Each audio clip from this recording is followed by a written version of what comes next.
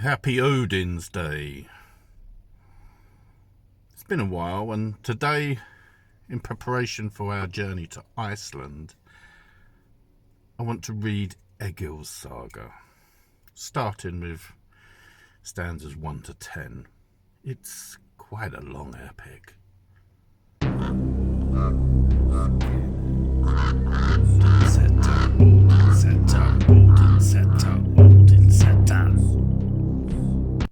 There was a man named Ulf, the son of Hjalfi and of Holbera, the daughter of Ulf the Fearless. She was the sister of Halbjorn, half-troll from Hrafnista, the father of Hjetulhang. Ulf was so big and strong that no man was a match for him, and he was still only a youth when he became a Viking and went raiding. His companion was Kari from Burl, a man of high birth who had the strength and courage to perform great deeds. Kari was a berserk. He and Ulf shared all they owned and were close friends. When they gave up plundering, Kari returned to his farm on Burl, a very wealthy man. Kari had 3 children, 2 sons called Eyvind Lamb and Olvir Hump, and a daughter named Salbjorg. She was a beautiful woman of firm character. Ulf married her.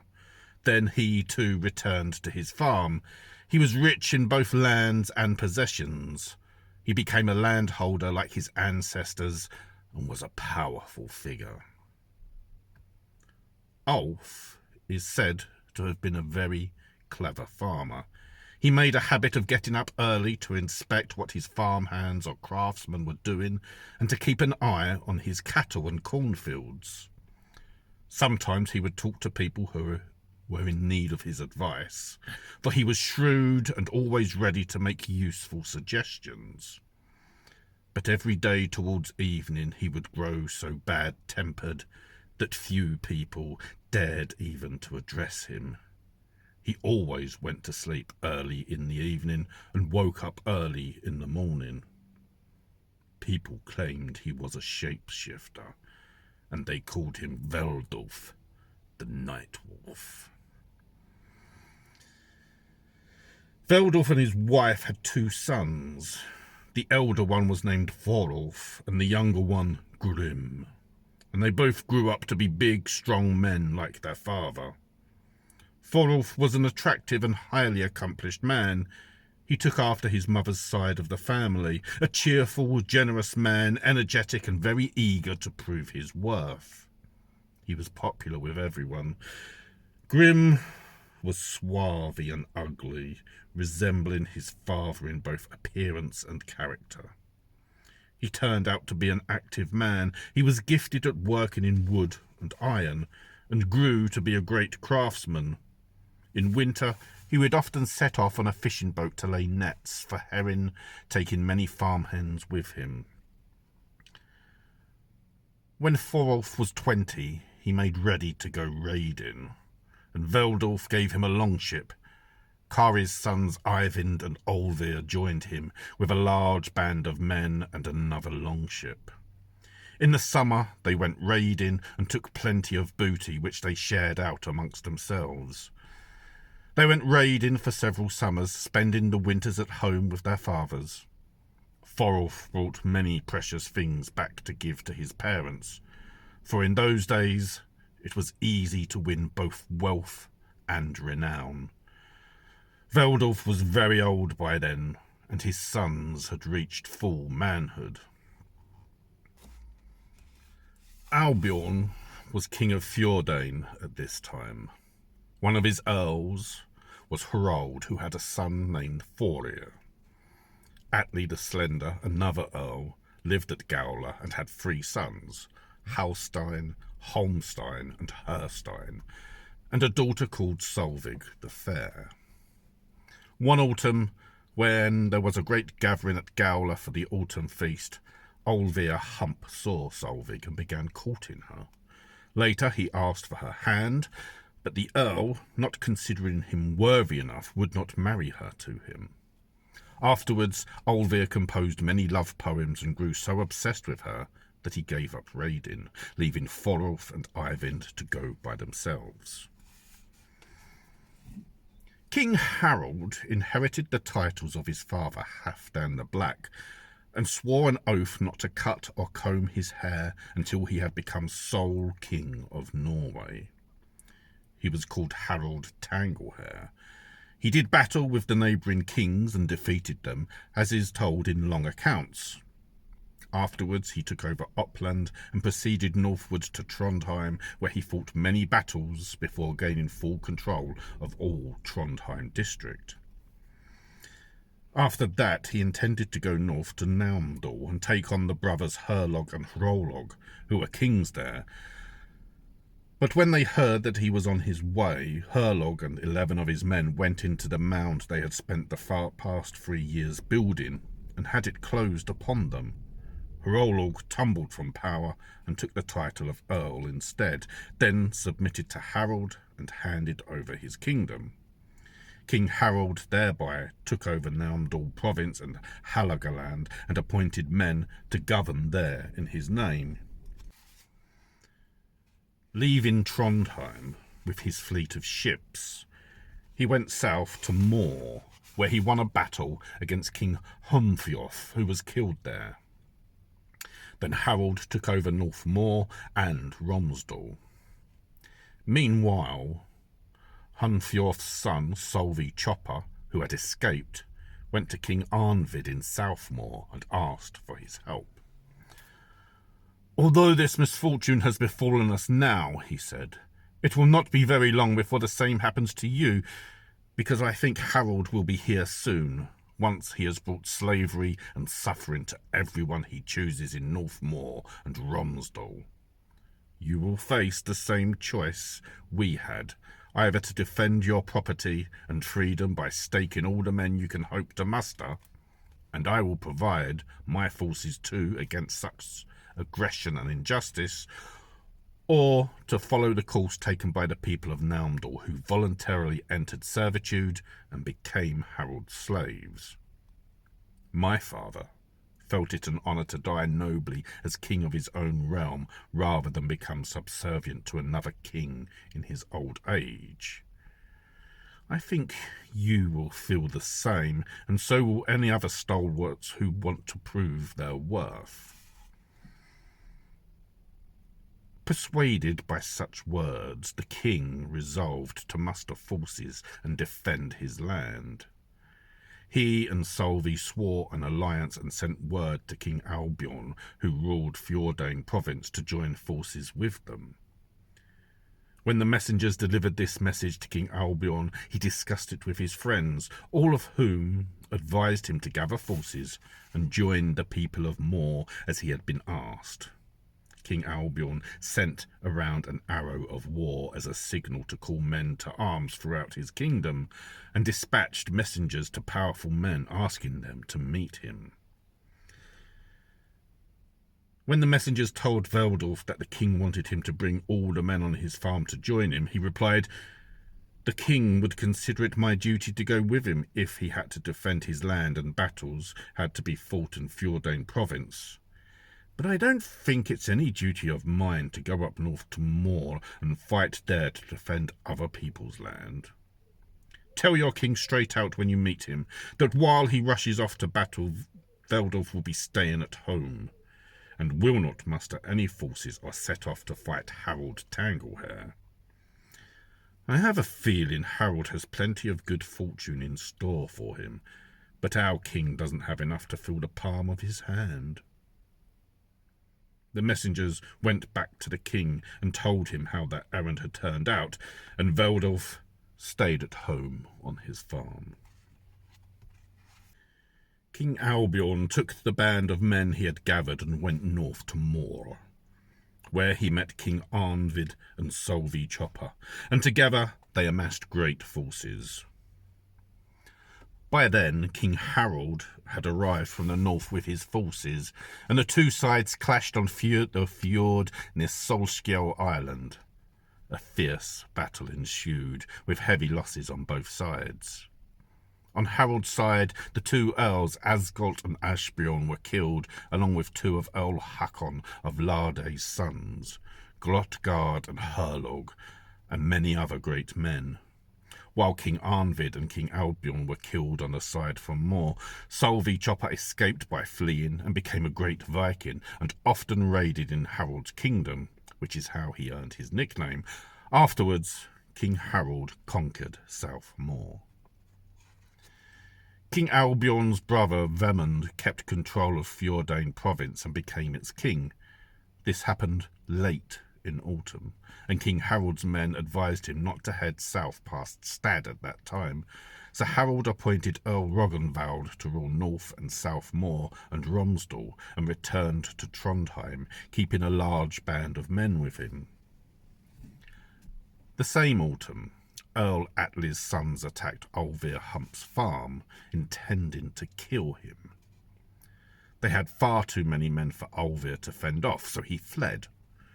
He went to Moor, met King Harold and became one of his men, then went north to Trondheim with the king that autumn and became close friends with him. He stayed with the king for a long time and became his poet. That winter, Earl Roggenwald travelled inland across Lake Eidesjö and south to Fjordain and received word about King Vemund's movements. Roggenwald turned up one night at a place called Naustdal, where Vemund was at a feast. He stormed the house and burned the king and 90 men inside. Kari from Burl joined Earl Roggenwald with a fully manned longship, and they went to Moor together. Roggenwald took that ship that King Vemund had owned and all the possessions he could manage. Then Kari travelled north to Trondheim to meet King Harold and entered his service. The following spring, King Harold sailed southwards along the coast with his fleet, conquering the Fjordain and Fiala provinces and appointing his own men to rule them. He put Earl Hrold in charge of Fjordain province. Once King Harold had taken over the kingdoms he had recently won, he kept a close watch on the landholders and powerful farmers and everyone else he suspected would be likely to rebel. And gave them the options of entering his service or leaving the country, or a third choice of suffering hardship or paying with their lives. Some had their arms and legs maimed. In each province, King Harold took over all the estates and all the land, habited or uninhabited, and even the sea and lakes. All the farmers were made his tenants, and everyone who worked the forests and dried salt or hunted on land or at sea were made to pay tribute to him. Many people fled the country to escape this tyranny, and settled various uninhabited parts of many places, to the east in Jamtland and Halsinland, and to the west in the Hebrides, the Shire of Dublin, Ireland, Normandy in France, Caithness in Scotland, the Orkney Isles and Shetland Isles, and the Faroe Isles. And at this time, Iceland was discovered. King Harold stayed with his army in Fjordain and sent out messengers throughout the countryside to meet the people that he felt he had reason to contact, but who had not joined him. The king's messengers went to Veldulf's and received a warm welcome. They told him their business, saying that the king wanted Veldulf to go to see him. "He has heard that you are a man of high birth and standing," they said. "You have the chance to receive great honour from the king, because he is eager to be joined by people who are renowned for their strength of body and heart." Veldulf replied that he was too old for going on fighting ships, "So I will stay at home now and give up serving kings." "Then let your son go to see the king," the messenger said. "He's a big and brave man. The king will make you a landholder if you serve him." "I don't want to be a landholder while my father is still alive," Grim said, "because he is my superior for as long as he lives." The messengers departed, and when they reached the king, they told him everything Veldorf had said to them. The king grew surly, remarking that these must be arrogant people, and he could not tell what their motivation was.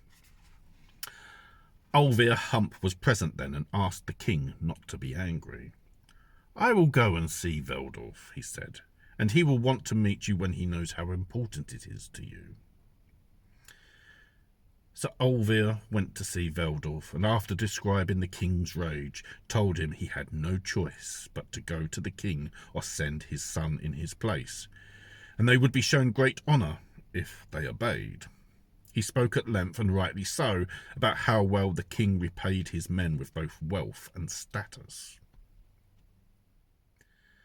Veldorf said he had an intuition that this king will not bring my family much good fortune. I won't go to meet him, but if Thorolf comes home this summer, it will be easy to persuade him to go and become one of the king's men. So tell the king that I will be friendly towards him and encourage everyone who sets store by my words to do the same.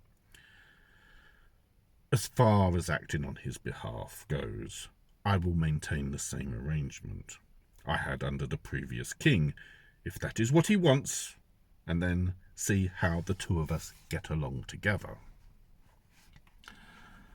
Olvir returned to the king and told him that Veldorf would send him one of his sons, but that the more suitable one was not at home at that time. The king let the matter rest there. In the summer he crossed Sogn Fjord, and when autumn came he prepared to go north to Trondheim. Veldorf's son Thorolf and Eyvind Lam returned from their Viking expedition that autumn, and Thorolf went to stay with his father. When they were talking together, Thorolf asked about the business of Harald's messengers. Veldorf told him that the king had sent word ordering him or one of his sons to join him. "What did you tell them?" asked Thorolf. "I said what I was thinking, that I would never join King Harald, nor would you or your brother, if I had any say in the matter. I think we will end up losing our lives because of that king." "That is quite different from what I foresee," said Thorolf, "because I feel I will learn great honour from him. I am determined to go and see the king and join him, for I know for a fact that there are nothing but men of valour among his followers. Joining their ranks sounds a very attractive proposition, if they will take me. They live a much better life than anyone else in this country, and I am told that the king is very generous to his men, and no less liberal in granting advancement and power to people he thinks worthy of it. I've also heard about all the people who turned their backs on him and spurn his friendship, and they never become great men. Some of them are forced to flee the country, and others are made his tenants. It strikes me as odd for such a wise and ambitious man as you, father, not to be grateful to accept the honour that the king has offered you. But if you claim to have an intuition that this king will cause us misfortune and want to become our enemy, why didn't you join the one you had sworn allegiance to and do battle against him? Being neither his friend nor his enemy seems to me the most dishonourable course of all." "My foreboding that no one would triumph in battle against Harald Tanglehair in Moor came true," replied Veldorf. "And likewise it is true that Harald will do great harm to my kinsman. But you decide what you want to do for yourself, Thorolf. I have no worries about your not being accepted as their equal if you join King Harald's men, or being a match for the best of them in the face of any danger. Just avoid aiming too high, or contending with stronger men than yourself, but never give way to them either." When Thorolf was making ready to leave, Veldorf accompanied him down to his ship, embraced him and wished him farewell, saying they should meet in good health again. Then Thorolf went north to meet the king.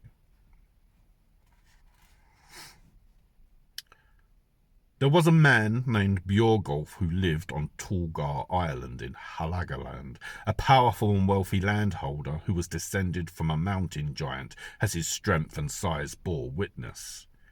His son Brynjolf resembled him closely. In his old age, when his wife had died, Björgolf handed over all control of his affairs to his son and found him a wife. Brynjolf married Helga, daughter of Sketelheim from Hrafnista. Their son, Bard, turned out to be a tall and handsome man at an early age and achieved great accomplishments. One autumn, Björgolf and his son invited a lot of people to a feast, and they were the most noble of all those present. According to custom, they cast lots every evening to decide which pairs would sit together and share the drinking horns. One of these guests was a man named Hogni, who had a farm at Leka. He was wealthy, outstandingly handsome and wise, but came from an ordinary family and had achieved his position through his own efforts alone. He had an attractive daughter named Hildirid, who was allotted a seat next to Björgolf. They talked together at length that evening, and he thought the girl was beautiful. A short while later, the feast ended. The same autumn, old Björgolf set off from home on a boat that he owned, with a crew of 30 men. When they reached Leka, 20 of them went up to the farm, leaving the other 10 behind to guard the boat. Hogni came out to meet him at the farmhouse and greeted him warmly, inviting him and his men to stay there. Björgolf accepted the offer, and they went into the main room. After they had changed their sailing clothes for tunics, Hogni had vats of ale brought in, and his daughter served the guests. Björgolf called Hogni over and said, "The reason I have come here is to take your daughter home with me, and I will celebrate our wedding here now." Hogni saw he had no other choice than to let Björgolf have his way. Björgolf paid an ounce of gold for Hildirid, and he shared a bed with her afterwards. She went home with him to Torgar, but his son Brynjolf disapproved of the whole business. Björgolf and Hildirid had 2 sons, Harek and Hreirek. Then Björgolf died, and when he had been buried, Brynjolf made Hildirid and her 2 sons leave Torgar, and she returned to her father's farm at Leka, where she brought them up. They grew up to be handsome men, small but clever, like their mother's side of the family. Everyone called them Hildirid's sons. Brynjolf held them in low regard, and did not let them have any of their inheritance. Hildirid was Hogni's heir, and she and her sons inherited the farm at Leka, where they lived in plenty. Brynjolf's son Bard and Hildirid's sons were about the same age. For a long time, Brynjolf and his father Björgolf had travelled to Finnmark collecting tribute. In the north, in Halagaland, there is a large, fine island in Vefnjesfjord called Alost, with a farm on it called Sandnes. A wise landholder named Sigurd lived there, the richest man in that part of the north. His daughter Sigrid was considered the finest match in Halagaland. As his only child, she was his heir. Brynjolf's son Bard set off from home on a boat with a crew of 30 men and sailed north to Alost, where he visited Sigurd at Sandnes. Bard announced that his business was to ask for Sigrid's hand in marriage. His proposal was answered favourably, and Bard was promised her for his bride. The wedding was set for the following summer, when Bard was to go back north to fetch his bride.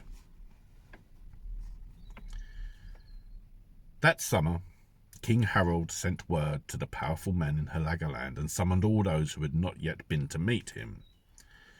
Brynjolf decided to go and took his son Bard with him, and in the autumn they went south to Trondheim and met the king.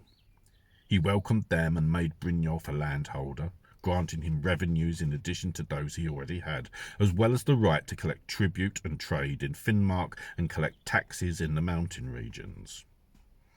Afterwards, Brynjolf returned to his land, leaving Bard behind with the king's men. Of all his followers, the king held his poets in highest regard and let them sit on the bench opposite his high seat. Furthest inside sat Odin the Uninspired, who was the oldest and had been poet to King Harald's father, Halfdan the Black. Next to him sat Thorbjorn Raven and then Olvir Hump. Bard was given the seat next to him and was nicknamed Bard the White or Bard the Strong. He was popular with everyone and became a close companion of Olvir's. The same autumn, Veldulf's son Thorolf and Eyvind Lam, son of Kari from Merle, came to the king and were well received by him. They arrived with a good crew on a 20-seater swift warship that they had used on Viking raids, and were given a place to stay in the guests' quarters with their men. After staying for what they thought was a suitable length of time, they decided to go see the king. Kari and Olvir Hump accompanied them, and they greeted the king. Olvir told the king that Veldulf's son was there. I told you in the summer that Veldulf would send him to you.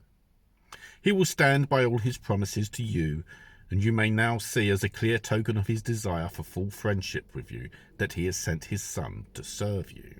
A fine figure of a man, as you can see for yourself. Veldulf and all of us implore you to receive Thorolf with the honour he is due, and allow him to become a great man in your service.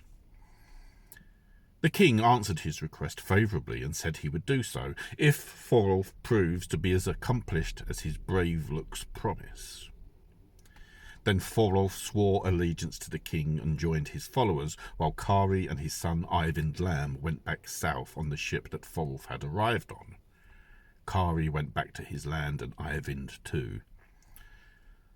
Thorolf stayed with the king, who gave him a seat between Olvir Hump and Bard, and all became close companions.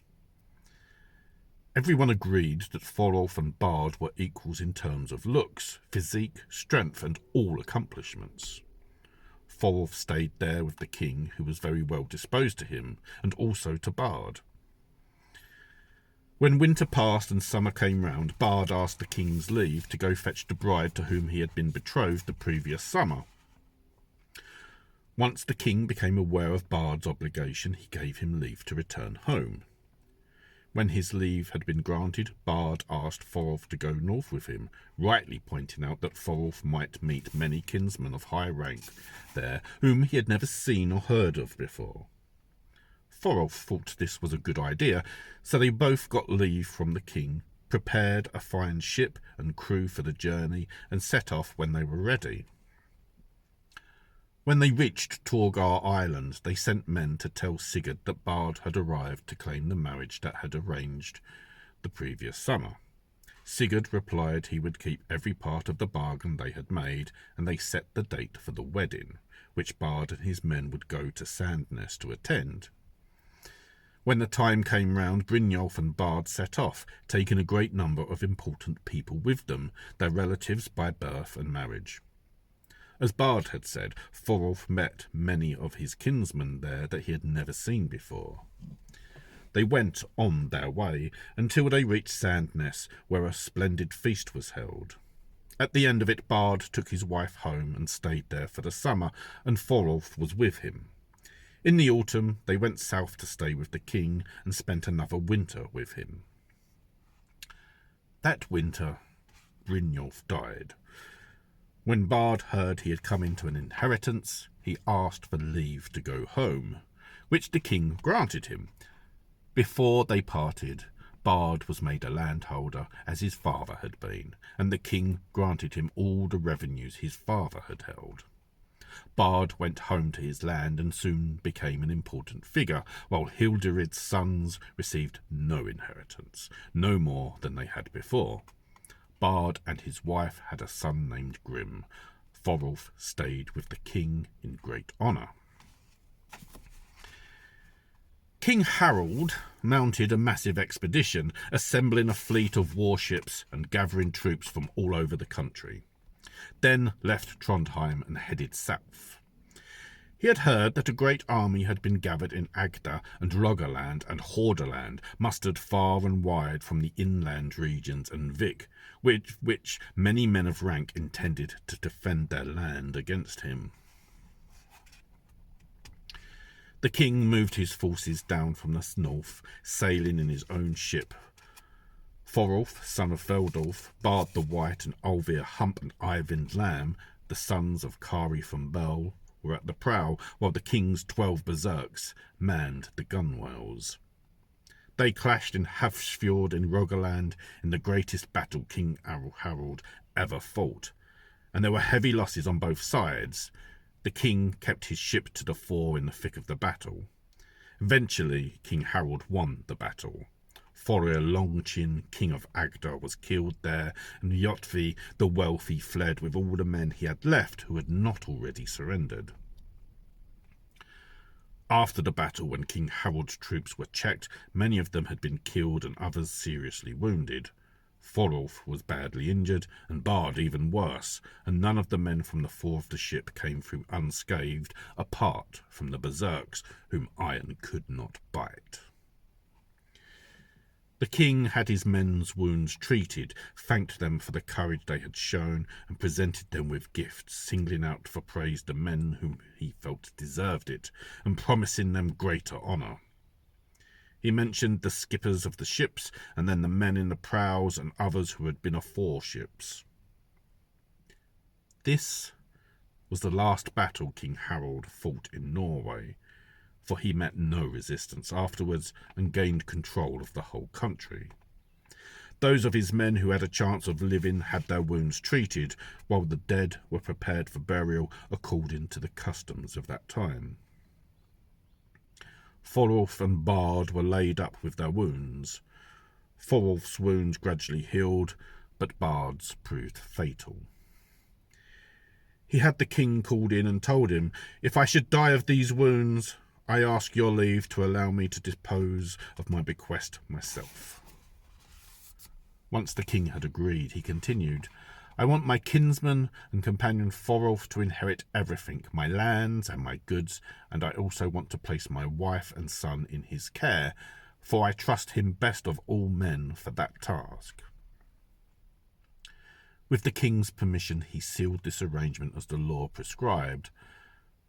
After that he passed, and was prepared for burial, and was greatly mourned. Thorolf recovered from his wounds and accompanied the king that summer, and earned great renown. When the king went north to Trondheim in the autumn, Thorolf asked his leave to go to Halagaland to take charge of the bequest which he had received in the summer from his kinsman Bard. The king granted him leave, giving him a message stating that Thorolf should take over everything Bard had left to him with the king's consent and will, and gave his tokens as proof. Then the king made Thorolf a landholder and granted him all the revenues that Bard had previously held, and the right to collect tribute from the Lapps on the same terms. He gave Thorolf a fine, fully rigged longship and sent him on his journey as well equipped as he could be. Then Thorolf set off on his journey, and he and the king parted in great friendship.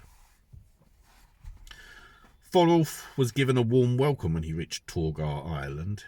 He told the people there how Bard had died and bequeathed his lands and goods and wife to him, stated the king's message, and offered his tokens as proof. Sigrid heard the news and took her husband's death as a great loss. But since she was already well acquainted with Thorolf and knew him to be a man of distinction and a good match for her, and since the king had ordered it, she and her friends decided that she should marry Thorolf if her father did not oppose the idea. After that, Thorolf took over all the duties there, including the king's tax collecting. Thorolf prepared to leave and had a longship with a crew of almost 60 men. When he was ready to sail, he set off along the coast to the north, arriving at a lost on Sandnes one evening. They put into the harbour, and when they had put up the awnings and got themselves ready, Thorolf went up to the farm with a band of 20 men. Sigurd greeted him warmly and invited him to stay, because they had been close acquaintances ever since Bard had married into the family. Thorolf and his men went into the main room of the farm and stayed there. Sigurd sat down to talk with Thorolf and asked him if there was any news.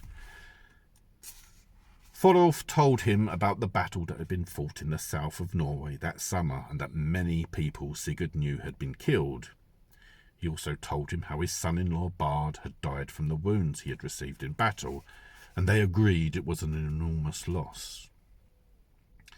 Then Thorolf told Sigurd about the arrangement Bard had made with him before he died, repeating the king's message of consent and producing his tokens to prove it. Then Thorolf asked Sigurd for his daughter's hand in marriage. Sigurd took his proposal well, saying there were many points in its favour. It was the king's will, and also what Bard had requested, besides which he knew Thorolf well and considered him a fine match for his daughter. Sigurd consented readily. The couple were betrothed, and the wedding was set to take place on Torgar Island that autumn. Then Thorolf went back to his farm with his men and arranged a great feast there, and invited many people, including many of his high-ranking kinsmen. Sigurd arrived from the north, bringing a large longship and plenty of leading men with him. It was a huge gathering. It soon became obvious what a generous and great man Thorolf was. He kept a large band of men which soon proved costly to maintain and was difficult to provide for, but the farming was good and it was easy to obtain everything that was needed. That winter Sigurd from Sandnes died, and Thorolf inherited everything from him, a very large fortune. Hildirid's sons went to see Thorolf and told him of their claim to their father Bjorgolf's inheritance. I knew Brynjolf well, and Bard even better, Thorolf answered. They were men of such integrity that they would have given you the share of Bjorgolf's inheritance that they knew was yours by rights.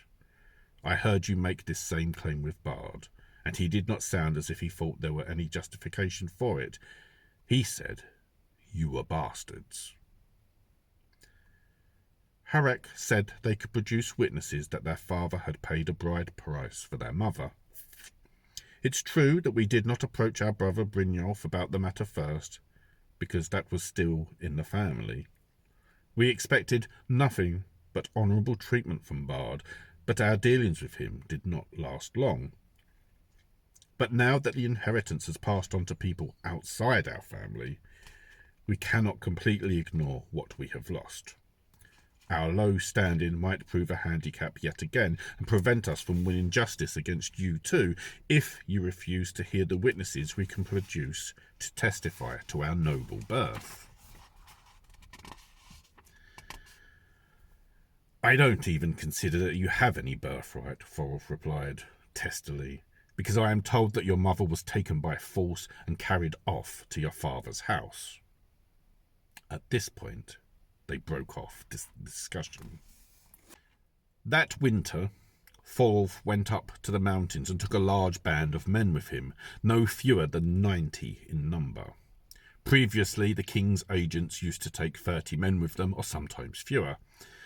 He also took a great quantity of goods to sell, soon arranged a meeting with the Lapps, collected their taxes and traded with them.